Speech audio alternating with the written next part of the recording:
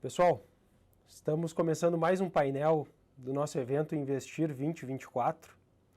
Eu sou Alexandre Pletz, Head de Renda Variável aqui da Faz Capital.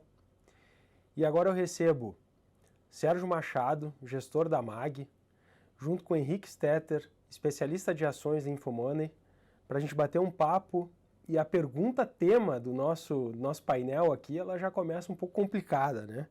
Sua carteira de ações está livre de uma próxima Americanas? Uma perguntinha um pouco capciosa que o pessoal me trouxe aqui para debater com vocês. Porque, na verdade, a gente tem outros elementos, e não só o elemento de governança que a gente teve nas Americanas, que perpassam aí pelo cenário das ações no nosso país. A gente já teve diversos casos parecidos com das Americanas, mas esse foi o mais recente, e vindo num grupo tão forte quanto é o grupo das Americanas, o mercado ficou um pouco apreensivo. Mas a gente já viu isso acontecer com o Banco Pan-Americano, com o IRB e uma série de outras empresas durante todo esse tempo que a gente está no mercado aí.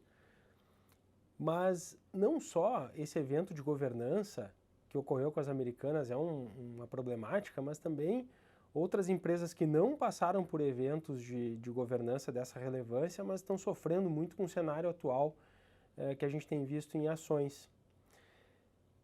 Trazendo um pouco essa história recente, a gente teve pandemia, hiperinflação eu dei uma exagerada, né? Em alguns países sim, como o nosso co-irmão Argentina aí, mas aqui no Brasil a gente teve uma inflação que nós já vimos em outros tempos, uma inflação bem alta.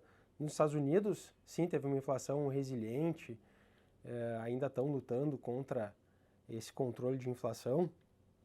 E nós vimos as ações patinarem ao longo desses 3 anos. Então, o cenário de governança, ele não se aplicou, algumas ações caíram muito. A gente tem exemplos clássicos aí como Magalu, agora a Casas Bahia, já trocou de nome 200 vezes essa ação, né? E agora Casas Bahia. Então não é só a governança que puxa o carro. Então eu queria que vocês trouxessem um pouco aí desse cenário para as empresas, e eu vou primeiro pedir para o Sérgio começar falando um pouco da história dele e trazer esse cenário de como que estão as ações no mercado hoje diante desse cenário inflacionário, e como que a gente consegue enxergar para 2024 nessa estabilização de inflação, tanto aqui quanto lá fora. Bom, eu realmente não sou das pessoas mais indicadas para falar de ação. Eu comecei no mercado de ação lá no tempo do Pedro Álvares Cabral, e depois eu acabei migrando mais para a parte de primeiro money market, depois renda fixa, depois câmbio, tesouraria, e aí eu fiquei sempre mais nas duas caixinhas. Mas, por dever de ofício, a gente tem que acompanhar, não só dever de ofício, como também tem a sua carteira de ações, você faz parte, né, de como você constrói teu portfólio. Eu só discordo um pouquinho o seguinte: eu acho que esse evento de governança ele foi catastrófico, cara, justamente pelo grupo que foi envolvido, né? Pelo tamanho da coisa, né? E pela forma que acabou, né? Porque até hoje, né, anteontem mesmo, um dos bancos acabou botando a boca no trombone e batendo forte. Então, eu acho que foi um evento muito marcante no processo. Inclusive, eu acho que até ele afetou muito mais o mercado de crédito do que o mercado de ações. Se você for ver o impacto que houve no mercado de crédito, ele foi dantesco, né? Você pega ali a lista dos fundos que performaram mal, das perdas, porque, de alguma forma, você tem um vaso comunicante, que são o nosso mercado de secundário de crédito corporativo, ele é pequeno, ele é muito menor do que o mercado de ações. Então, ele tende a sofrer mais. Agora, eu te digo uma coisa, eu acho que uma coisa também, nesse caso da perda, da queda nas empresas de varejo, eu acho que aí né, você tem um pecado de origem, que eu acho que elas estavam mal precificadas, tá certo? Em algum momento, você teve uma histeria, né? E eu acho que é um negócio que a gente já viu acontecer algumas vezes, são novas tecnologias, né? Então, na hora que começou assim, tentar enxergar as empresas de varejo como empresas de tech que iam ser disruptivas no comércio, você acabou dando um valor que elas se mostraram que não tiveram. E isso é um negócio que é normal, né? Novas tecnologias, elas são de difícil valoração. A gente isso viu também esses bancos, fintechs, que chegaram a valer um absurdo e realmente acabavam fugindo um pouco vamos dizer, uma percepção mais pé no chão.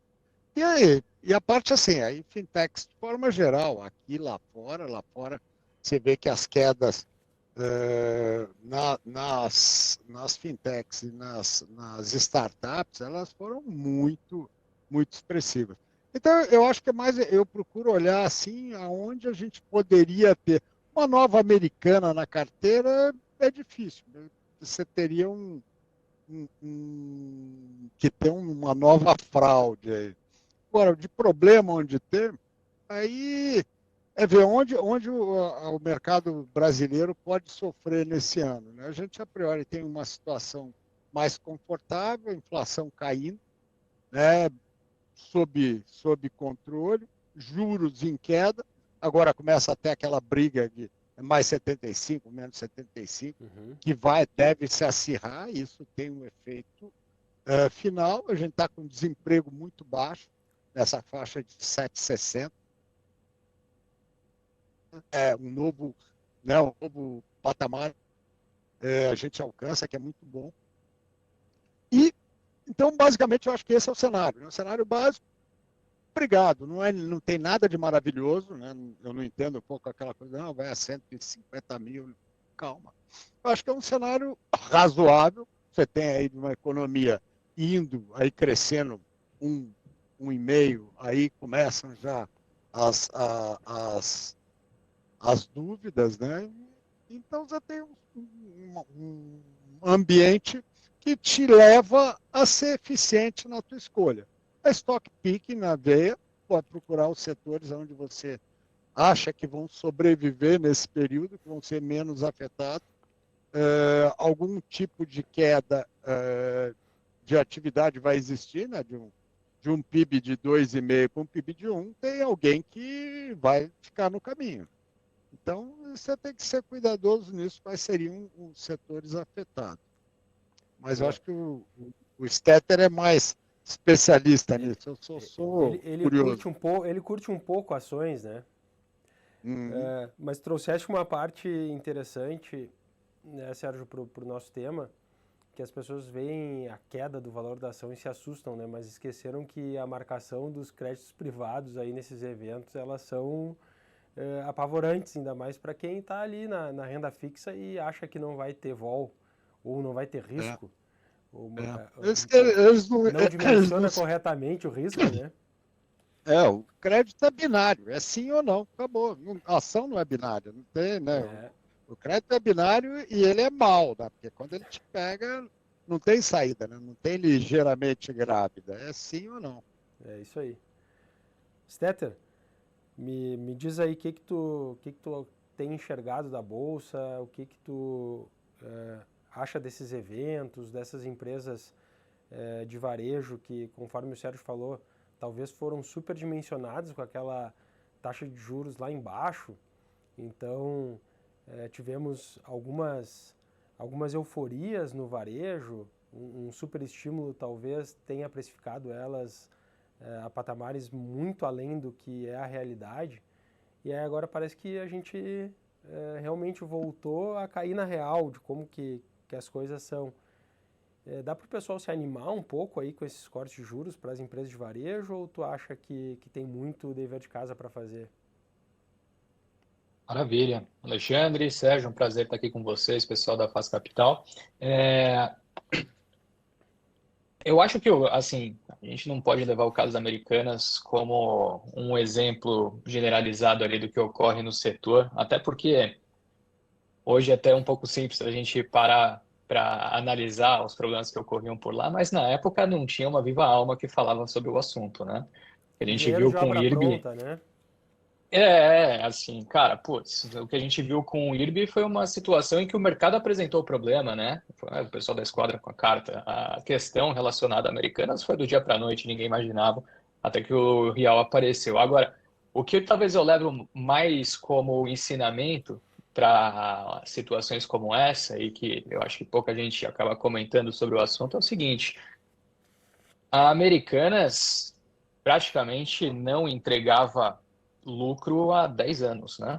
Era uma empresa que há 10 anos chamava capital desenfreadamente, o retorno para o acionista era negativo, e aí você teve esse fator super importante que foi ali em 2020, na verdade uma união de fatores, né, que foi tanto de fato a curva não, os juros, a curva sim, mas a taxa Selic sair de 6,5 que o mercado estava precificando seria talvez a terminal para 2. Aí a gente pode entrar naquele debate se foi ou não correto o movimento, mas invariavelmente a gente viu empresas sensíveis a consumo naturalmente se beneficiarem de um fator como esse, curva de juros fechando sempre é favorável, uma Selic a 2, então a gente nem precisa falar, com o advento da pandemia, né, em que do dia para a noite elas obteram a necessidade de se digitalizar.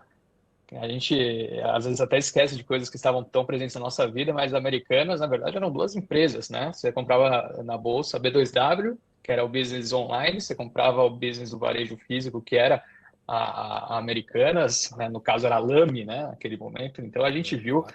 a Lame 4, a gente viu, no fim das contas, uma empresa que num ambiente normal não conseguia entregar resultado há muito tempo e com o fator tanto de pandemia quanto dessa digitalização consequente e a queda dos juros, tradando a múltiplos muito agressivos, né? E tinha que haver uma correção, não foi só com a Americanas, a gente viu ao longo desse ano o Casas Bahia passando pela mesma coisa, a Magalu até virou, de certa forma, né, para um ou para outro, uma brincadeira quando ele fala, né, quem que vai ser a próxima Magalu. Antes era essa frase tinha um significado positivo, hoje em dia você não sabe exatamente o que a pessoa está querendo dizer, né, depois da correção agressiva que teve.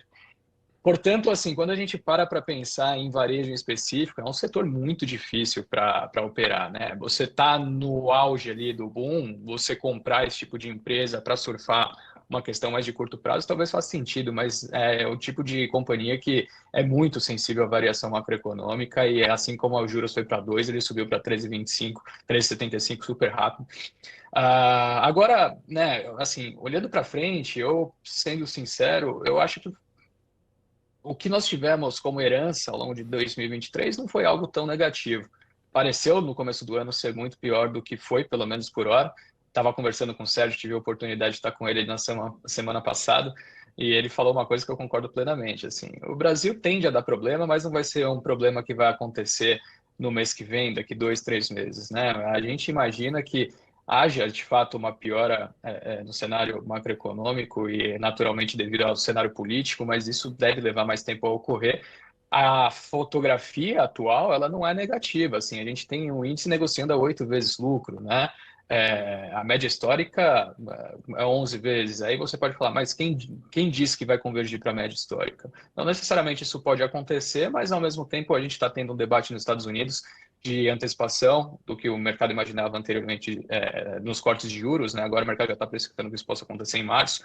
É um fator muito importante para aliviar para o Banco Central por aqui conseguir, de repente, acelerar esse corte. A gente sabe que conforme os juros vão caindo, por aqui você tem essa reprecificação em termos de múltiplo, né? Essas 8 vezes para voltar para 9, 10 ali rapidinho. As despesas financeiras, a gente vê a situação atual da Bolsa só não é pior porque foi feito um bom trabalho ali atrás de várias dessas companhias e conseguirem fazer um gerenciamento de dívida importante. Estão com uma despesa financeira elevada, isso deve diminuir conforme os juros forem fechando, né? A atividade talvez arrefeça um pouco, mas no começo do ano a gente imaginava também que o PIB fosse crescer 0,5%, 0,7%. A gente está partindo para um fechamento depois desse dado de hoje, e muitas casas estão voltando a estimar algo em torno de 3%. ali para o ano que vem, talvez crescer 1,5, beleza, tem uma desaceleração.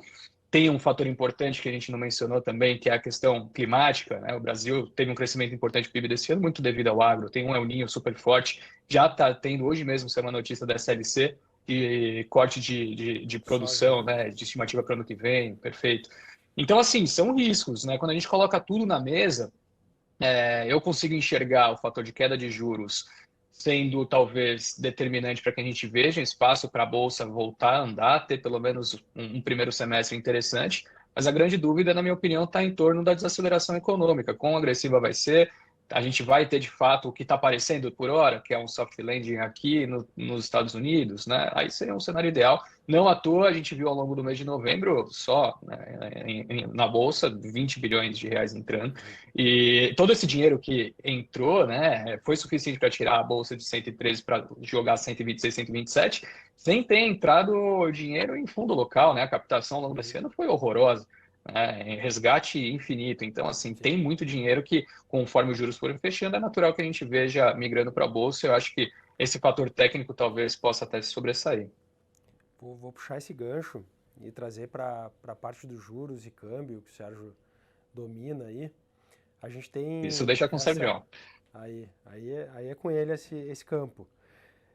A gente tem essa expectativa mais cedo do corte de juros lá nos Estados Unidos. Então, como o Stetter trouxe, talvez março, talvez uma reunião depois, já parece que as apostas estão pegando nesse período.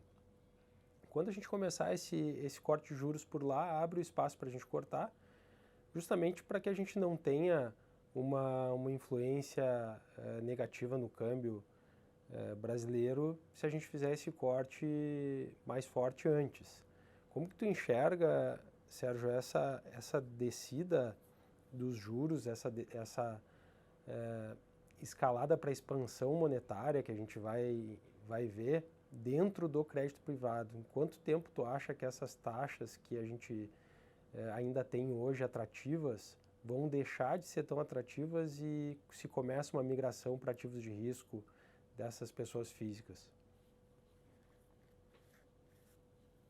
O Sérgio está aí? Caiu, Sérgio? Está no mudo. Não, estava no mudo, que eu não queria atrapalhar vocês. Então é o seguinte, vamos lá. Eu só reparozinho que a gente até conversou na semana passada, que esse ano foi um ano de não eventos, né? Eu tenho falado isso consistentemente, que é fato. Você vê, lá nos Estados Unidos agora eles estão prevendo corte em março, eles erraram. Foi um ano que erraram demais. Então, esse excesso de otimismo, eu acho que tem que ser levado também com um certo cuidado. Internamente, a gente tem que tomar um cuidado, que eu sou muito preocupado com erros do passado. O Banco Central errou catastroficamente quando jogou a taxa de juros para negativa, né? Taxa de juros real, como errou catastroficamente quando jogou a taxa de juros para 8. Tá? Só que, de repente, é aquela história. Na ida, foi um desastre. Na volta, de alguma forma, de vez em quando, o erro traz alguma sorte. Né? Então, nessa transição de governos, né, do governo para o novo governo do PT, onde houve uma opção por confronto no começo, se a gente tivesse uma taxa de juros baixa, a gente podia ter, eventualmente, um estresse bem significativo, tanto em curvas futuras, como em juros, como tal. Então, de alguma forma, o erro do passado foi uma defesa do presente, inclusive uma irresponsabilidade total, né? Porque você assumir como gestor do país um confronto com a autoridade monetária em praça pública, né, chamando de indivíduo, elemento, sei lá, no mínimo é o tipo da coisa, ninguém ganha, perde-se, né? Perdem as instituições, perde a economia, e perde o mercado, não o mercado, aquele malvadão, é o mercado como uma soma das expectativas e das vontades. Né? Na hora que você começa a ter um choque do executivo com a autoridade monetária, volta a lembrança para tristes lembranças de não um longo prazo atrás, onde o Banco Central foi usado e gerou a maior crise que a gente teve ultimamente. Então, eu acho que me preocupa um pouco essa queda.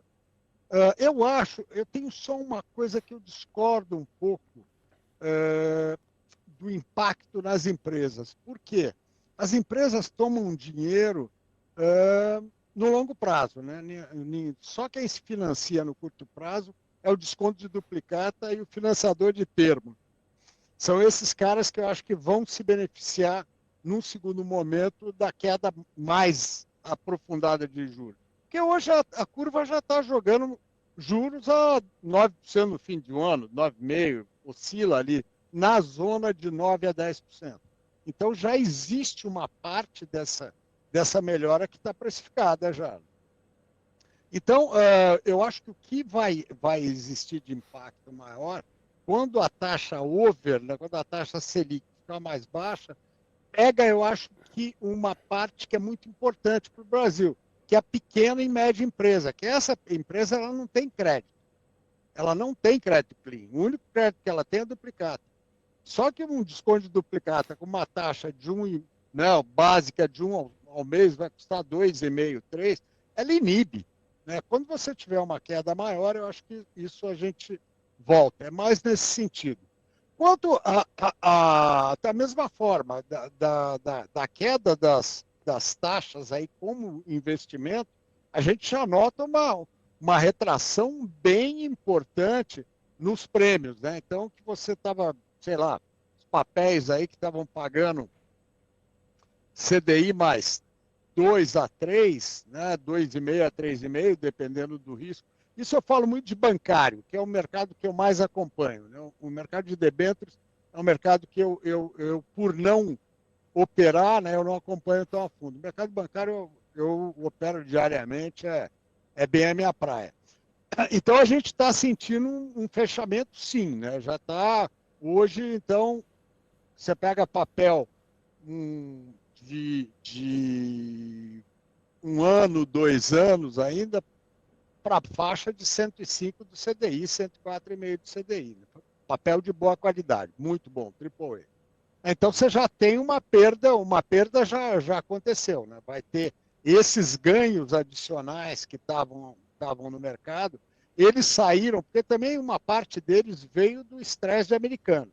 Na hora que o mercado se ajusta novamente, eu gosto muito de frisar isso, né? A crise do mercado de crédito corporativo, Americanas foi estopim, porque não foi uma crise de crédito como uma coisa geral, foi uma crise no mercado secundário de crédito corporativo. Ali que a batata assou, que é ali que os fundos não tiveram liquidez para desovar e o mercado ficou extremamente pressionado. Então, na hora que esse mercado vai se ajustando, né, você volta a ter tomada de crédito e os prêmios fechando. Então, e aí, afinal, vamos dizer, só ceteris paribus lá fora, se começar a cair maio, chegar no fim do ano, aí que depende, porque já tem cara falando em 2,75 no fim do ano. Eu acho muito forte, né? Eu prefiro trabalhar muito mais com alguma coisa na faixa de 4, 3,75, 4, que seria uma queda que faria frente à inflação que ainda está forte lá. E o nível de atividade também. Né? Pois é, então, com isso... Oi. Esses 2,75 parecem um pouco exagerados diante do que a gente vê do posicionamento do Fed em perseguir a meta de inflação, né?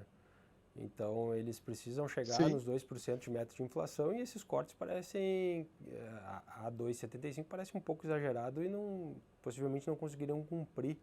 Eu acho que esse mandato do Fed de ser firme a esse ponto leva a crer, sim, numa taxa de juros, lógico, não tão alta como agora, mas na casa dos 4%, 3,5%, 4% se vê mais plausível. Né?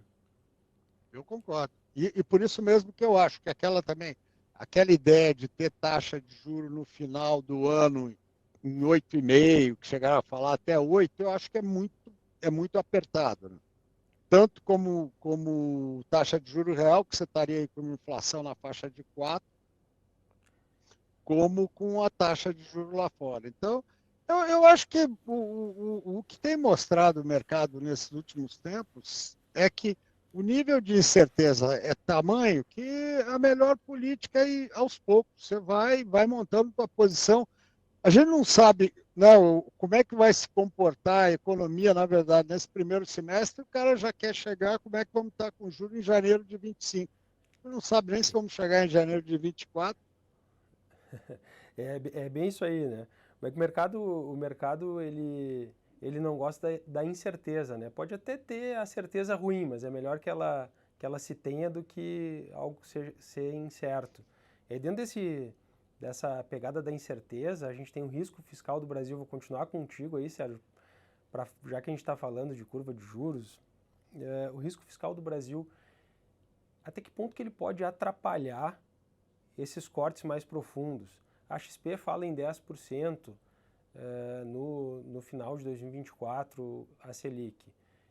Ontem eu falei com o pessoal da Dália, a Dália fala em 7,5% no final de 2024, a Selic. Então a gente tem algumas casas falando 7,5%, outras 8%, a XP é um pouco mais conservadora, na casa dos 10%, mas a gente tem esse elemento desse governo, que a gente já viu esse filme, que é um governo gastão, que está querendo dizer que vai conseguir um déficit zero nos próximos anos, mas será que esse risco fiscal realmente está controlado, com o PIB caindo um pouco? O Stetter falou agora há pouco, o PIB 2024 na casa do 1,5%. Como que será que essa relação vai se dar nessa política de juros aqui? Bom, aquela história, se vai melhorar o fiscal, isso é uma das poucas coisas que eu arrisco, né, sem muito medo. Não vai melhorar. Por que melhoraria? O que foi feito para melhorar? Nada. Então, aí é você fazer a mesma coisa errada várias vezes esperando um resultado diferente. Né? Isso daí. E por isso é uma das razões também que a gente fala, quando eu te falei do juro real alto, né? Que você tem que manter um juro real alto, por quê? Porque o fiscal não é confiável. Né? Então, eu acho que essa parte vai continuar. A diferença é, você vê que, voltando na mesma tecla, parece, né, que da mesma forma que houve um ataque ao Banco Central, teve um ataque ao déficit em certo momento, onde o mercado estava num mega bom humor. Mega bom humor. Ele podia ter chegado nesse 120 antes, mas aí começou, não é zero, não é. E uma perda, porque mais importante que o fato, né, é a versão do fato. Mais importante é que a mulher do Putifar tem que parecer honesta, né? Ela não precisa ser honesta. Porque o que acontece? Ninguém acredita em déficit zero. Ninguém acredita em Papai Noel, ninguém acredita em Coelho da Páscoa. Mas você acreditar que existe um compromisso na tentativa de melhorar tem um peso monstruoso, cara. Agora, na hora que você perde né, a confiança que vai haver uma tentativa, você abriu as portas do inferno. E esse que então, mais uma vez, não se ganha esse tipo de confronto, ele é para você pregar para convertido, né? Porque o efeito prático é ruim para todo mundo, só se perde. Stetter, queria puxar esse gancho aí da curva de juros para te botar na fogueira já. Tá muito light aí a tua fala das americanas. Vamos te botar na fogueira. Com esses juros cedendo, vamos pegar aí um juro terminal em 2024 na casa dos 9, que a maioria das casas tem dado. Quais setores tu acha que mais se beneficiam disso? E como que o investidor poderia montar um portfólio com um pouco mais de segurança para passar esse ano? A gente já viu na fala do Serjão aqui que a gente tem algumas incertezas ainda rondando o mercado. Apesar do mercado ter dado uma animada, a gente tem vários pontos que ainda precisam ser costurados, que ainda faltam, principalmente em relação a questões da inflação, a questões do Brasil realmente decolar nesse ano de 2024, dessa expansão monetária que está prevista andar? Quais setores tu acha que o investidor pessoa física poderia ir dando um pé no risco, mas ainda se mantendo com posições um pouco mais firmes? Perfeito. Eu acho que a gente pode dividir esse tema em dois principais pontos, assim, não necessariamente setores, mas características de empresas. Eu acho que esse é um ponto que pode ser muito beneficiado. Se a gente olhar, por exemplo, para empresas com baixa liquidez nesse ano, foi claro o abandono, né? Conforme os principais fundos foram sofrendo esses resgates, não só os fundos, às vezes grandes, não conseguiam já operar de qualquer forma, mas às vezes até a pessoa física que estava ali posicionada migrou para renda fixa, conforme a gente viu, enfim, os juros ter esse estresse, e 1% ao mês, a gente sabe que o pessoal acaba querendo correr menos risco. Então, é natural que companhias com nível de liquidez mais baixo podem vir a se beneficiar dessa questão mais de fluxo. Agora, de fato, falando sobre setores que usualmente, né, costumam ter boas performances nesses momentos, acho que o varejo a gente já falou, né? O varejo, ele também não é um cenário muito claro devido à situação de atividade, né? O poder de compra da população é importante e a gente tem visto desde lá da pandemia, né, com toda aquela aceleração com a demanda por linha branca, meio que uma ressaca nos últimos 2 anos, nada demonstra nesse momento que o cenário pode vir a ficar melhor.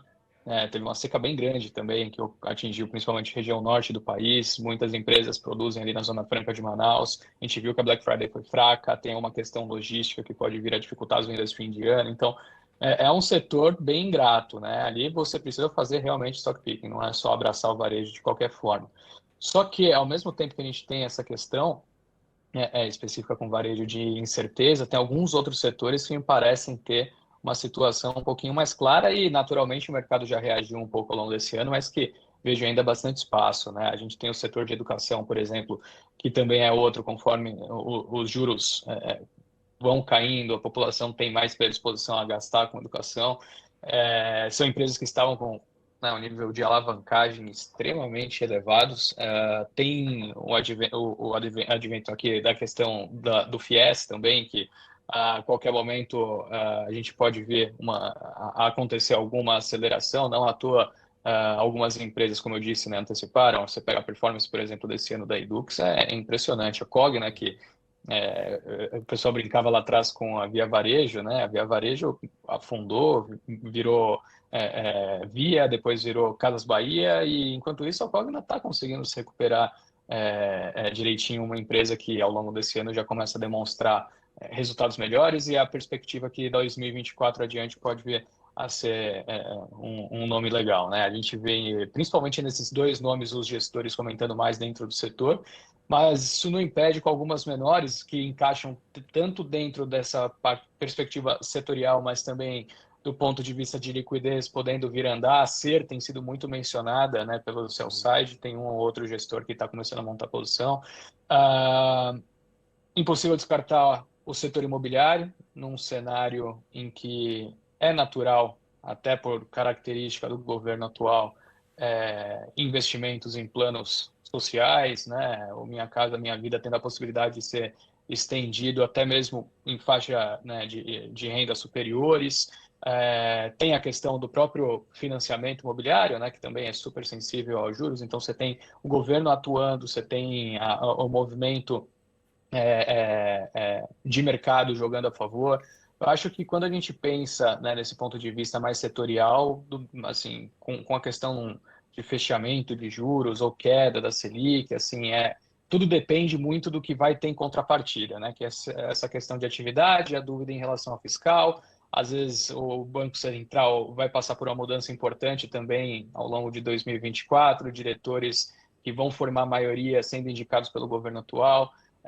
Às vezes, né, numa perspectiva como hoje mesmo, o Haddad está dando uma entrevista, né, reforçando a necessidade de uma aceleração no corte. Você tem uma maioria indicada pelo governo atual e eles agem dessa maneira, consequentemente, isso pode vir lá na frente, né, a a trazer um pouco de incerteza, falta de credibilidade na dinâmica fiscal do país. Às vezes você tem uma inclinação da curva que não seria algo favorável para o mercado. Então, é importante pontuar. Eu sei que, no fim das contas, a gente acaba não trazendo, né, nenhuma definição, porque tem sido muito incerto tudo que tem acontecido e todos os fatores de insegurança permanecem em cima da mesa. Eu não vejo nenhum que, pelo menos nesse momento, a gente possa descartar daqueles que nos pressionaram em 2022. Talvez aquele do início do ano, né, dos bancos, talvez norte-americanos. Essa é uma preocupação que parece que ficou para trás, que o FDIC, de fato, segurou, abraçou, dominou no peito essa questão e aparentemente ficou para trás.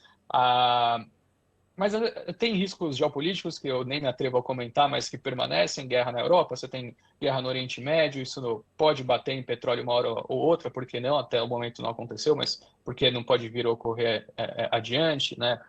Enfim, são fatores de riscos que permanecem. Talvez a gente não vai ver uma recessão profunda como era a grande preocupação para esse ano, mas isso não impede de que seja um cenário ainda um tanto quanto incerto para esse início de ano, né, de 2024.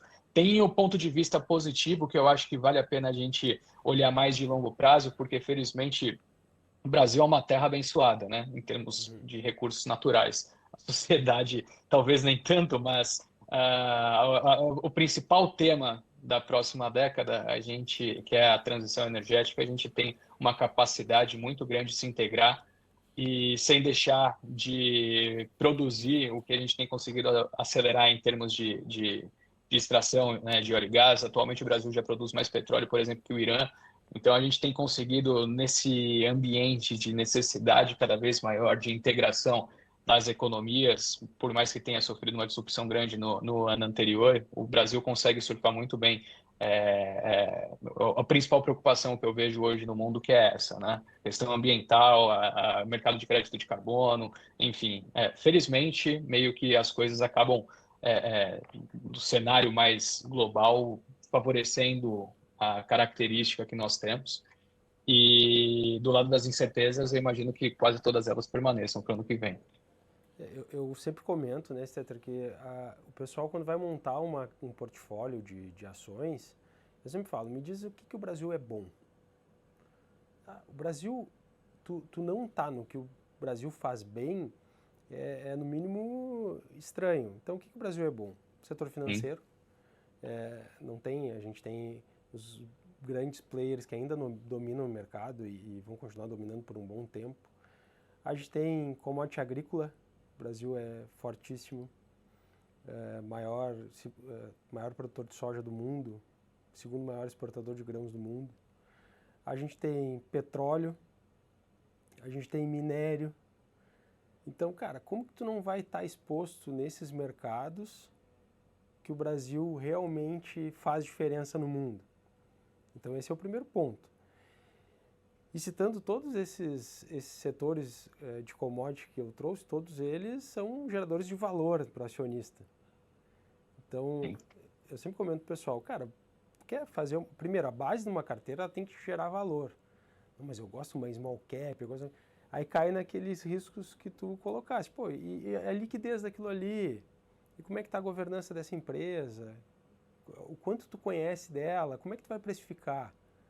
E se os juros não forem cortados? Então, são muito mais incertezas do que... então, é muito mais chute do que realmente uma análise, né?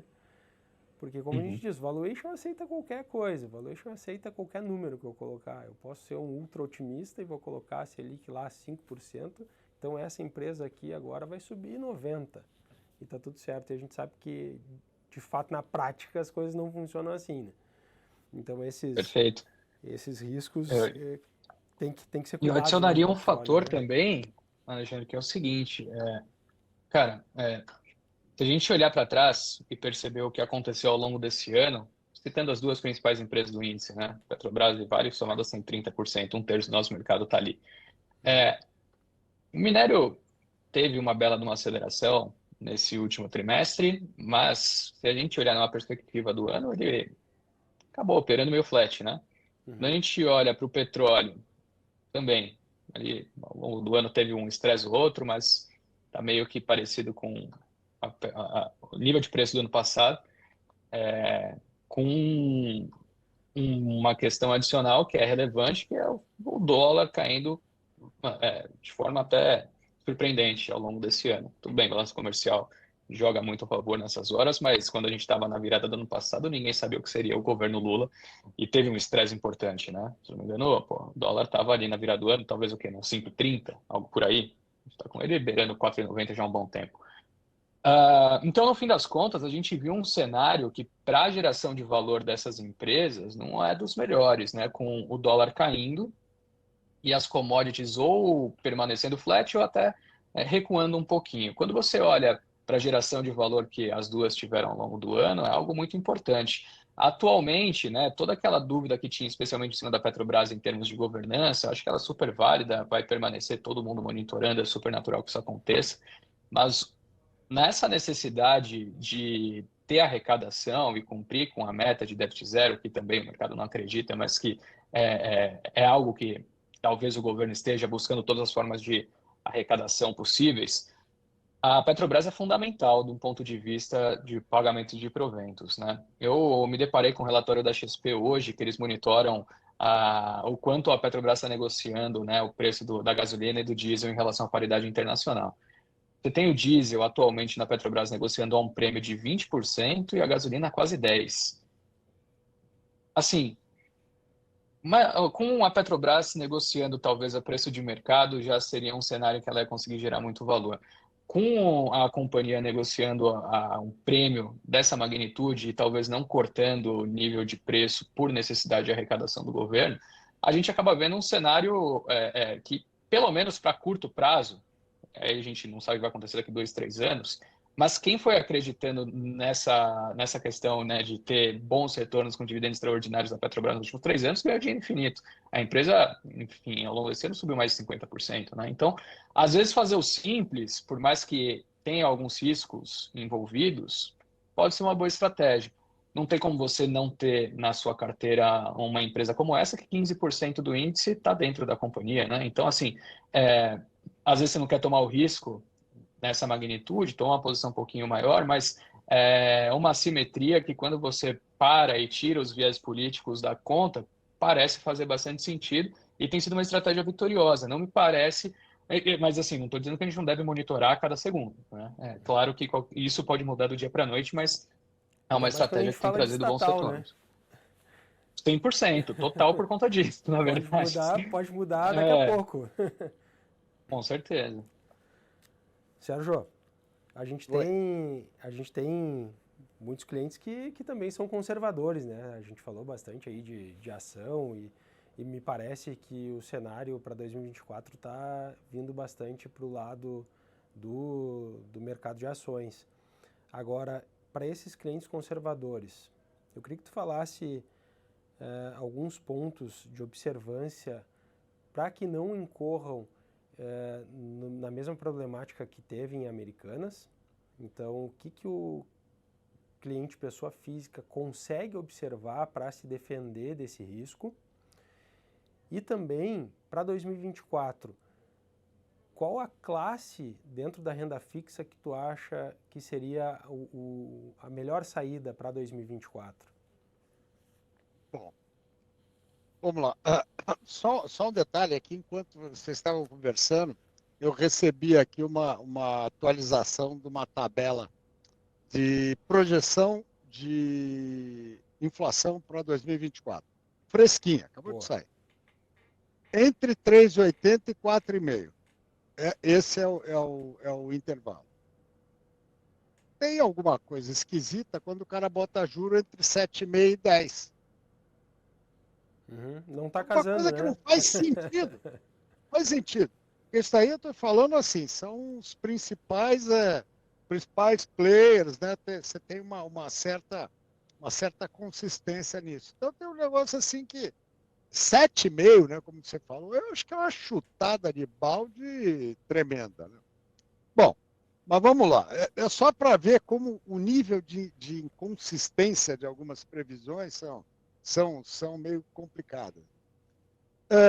Vai continuar, a gente continua tendo um juro real interessante, uma taxa de juros interessante, né? Acabou aquela molezinha de 1% ao mês, mas também não estamos naquela coisa de 0,3 ao mês. Nós estamos aí no meio termo. Eu acho que essa taxa ela deve continuar, eu acho que ela deve continuar ainda refletindo esse risco fiscal, então eu não acredito em 7,5, né? Então eu não compraria pré que tivesse uma expectativa muito positiva, né? Eu acho que pré a gente só compra quando o cara está achando que morreu. É só quando você acha que, cara, todo mundo jura que pegou fogo no circo, é que você vende os palhaços. É sempre assim. Os caras continuam fazendo errado. Não é hora de dar pré agora, quando começa a expectativa de 7,5. Hora de dar pré quando todo mundo achava que, né, ia para 15. Então, eu gosto de ter um pouquinho de PCA, você ainda vai ter 4,5 aí com 6% real, bacana, 5,5 real, é uma bela taxa, você tem um hedge de inflação, e ter um CDIzinho, porque né, nível de incerteza, você ter um ativo indexado em CDI, tem inclusive um fundo muito bom, que chama Cash, que você vai ter, né, cento e pouquinho do CDI, sem risco, risco muito baixo, e uma disponibilidade para eventualmente, porque nesse ano, eu te digo uma coisa, a gente vai ter momentos de entrar e sair de muita coisa. Né? Foi bem lembrado pelo Stetter uma outra coisa que eu também tenho sido até chato de tanto falar, é a mudança do Banco Central. Porque no dia 1º de janeiro já mudou o circo, bacana. É 4-4 e um no meio que é ele. Né? É aquela história. Se tudo correr, hoje até no almoço a gente estava conversando sobre isso. Como é que vai ser a primeira reunião do Copom com uma reunião já com equilíbrio ideológico técnico, que é mais ou menos isso que a gente enxerga hoje. Sabe, se essa coisa se continuar de uma forma suave, eu acho que seria um golaço. Se começar a ter algum nível de ruído, né? Você pode falar, não, todo lugar do mundo não tem unanimidade, no Fed não tem, no Banco da Inglaterra não tem, no Euro não tem. Bom, mas aqui a leitura, se for assim, quem votou a favor de baixar 1%? Os 4 indicados pelo PT. E quem votou a favor de meio? Os 4 indicados. Isso pode gerar um estresse, pode gerar uma percepção pior para o futuro, e o mercado futuro, por mais que nada aconteça na prática, o mercado futuro, a curva empina e vem pancada. Então tem uns senões por aí, né? E um deles é realmente essa que você bem lembrou do BC.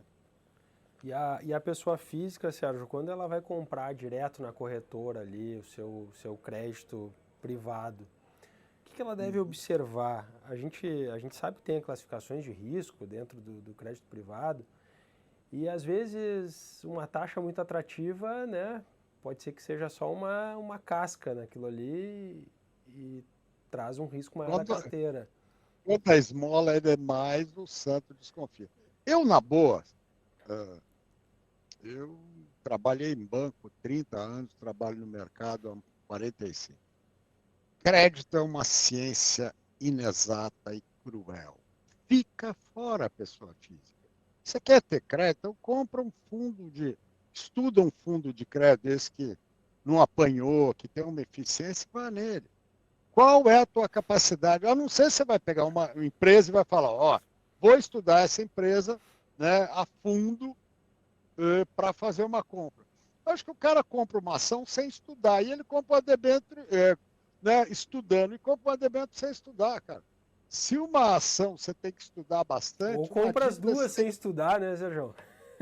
Exato.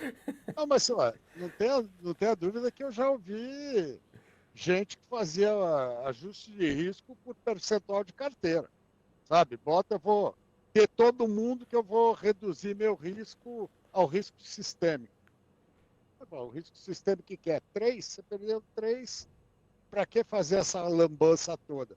Pega uma empresa boa que vai te dar mais, né? Então, eu não gosto muito disso de pessoa física comprando crédito de empresas que ele não conheça muito, né? Então, é nesse sentido.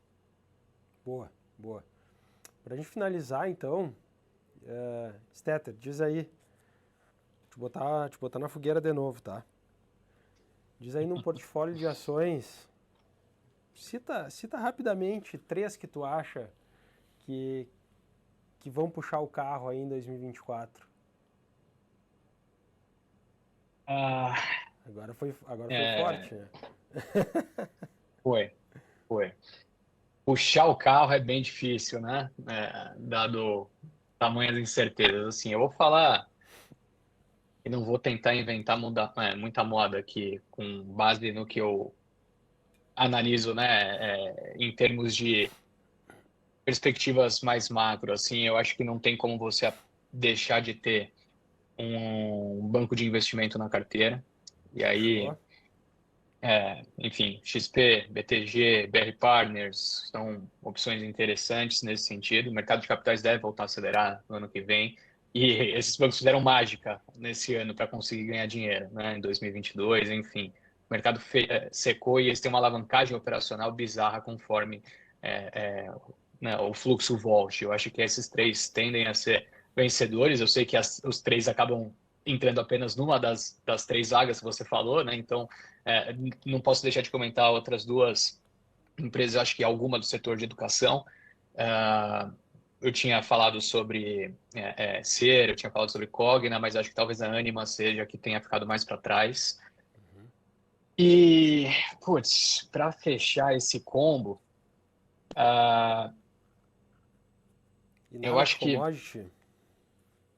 eu estava tentando pegar alguma coisa a mais nesse ambiente de melhora por aqui, mas eu vou ser um pouquinho ousado nesse último comentário, não vai ter como. Eu acho que eu vou falar novamente a Petrobras, muito na perspectiva de necessidade do próprio governo de repente, não deixar a empresa, né, transferir um resultado mais negativo ao longo de 2024. O governo precisa que a empresa traga um retorno interessante. E se ele precisa, ela é muito capaz de fazer.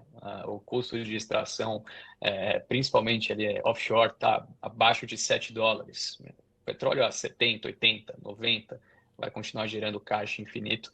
E o plano de investimento, esse plano estratégico foi o que deu uma assustadinha de $102 bilhões, né, nos próximos 4, 5 anos. Não vai ser no primeiro ano que eles vão conseguir gastar. Né?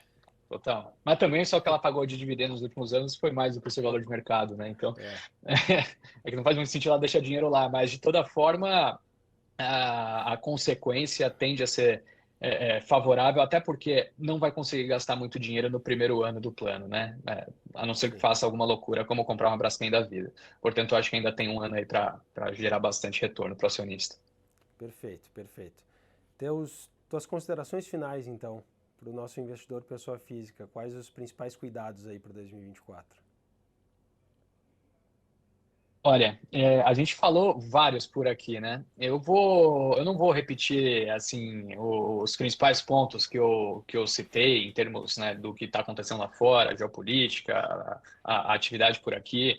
Enfim, eu acho que eu vou dar um recado bem básico, mas que talvez nem todo mundo siga de forma muito convicta e que eu acho que é importante para esse momento, que é não deixe de acompanhar no detalhe, mas também não se apavore com qualquer ruído. Acho que esse é um ponto super importante. Se você monta um portfólio hoje e quer rever daqui 3, 4 meses, talvez você tenha deixado alguma coisa passar que pode ser um grande detrator no seu resultado. Mas, ao mesmo tempo, se a cada notícia, a cada pisca que aparecer na sua tela, você, né, tomar algum tipo de decisão e mudar seu portfólio, provavelmente lá no fim do ano você vai ter se arrependido de muita coisa que fez. Não à toa, né, tem aquele estudo, se não me engano, foi nos Estados Unidos, que o pessoal que mais conseguiu rentabilidade, né, nas últimas décadas foram aquelas pessoas que receberam herança e nunca mexeram, ou então aquelas pessoas que faleceram, né, porque no fim das contas acabaram não se assustando com os headlines, né, não assustaram com cada... Isso. Então esqueça, mas nem tanto. Eu acho que essa seria a minha mensagem.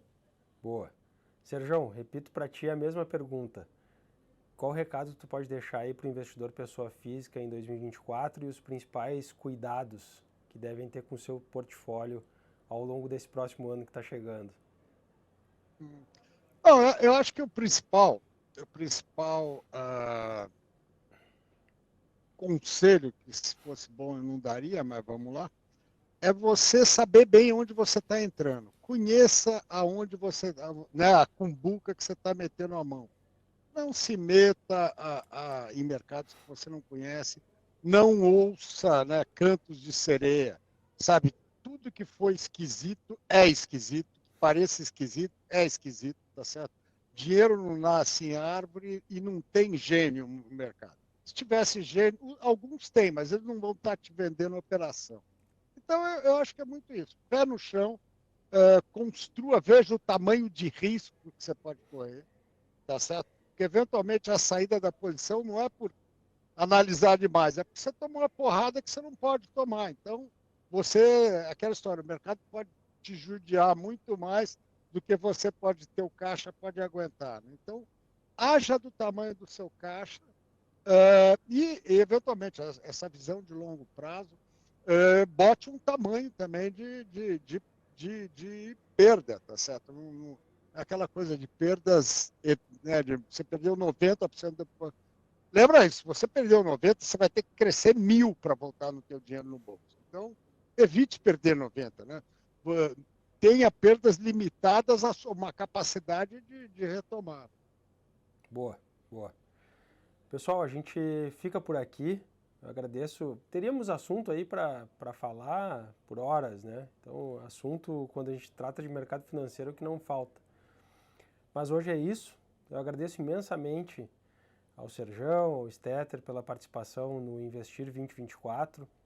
E lembro a todos que estão nos assistindo que a Faz Capital está de portas abertas. Contate os nossos assessores de investimento e conversem com eles sobre alocação de portfólio, controle de risco e vamos ter um 2024 satisfatório para todo mundo.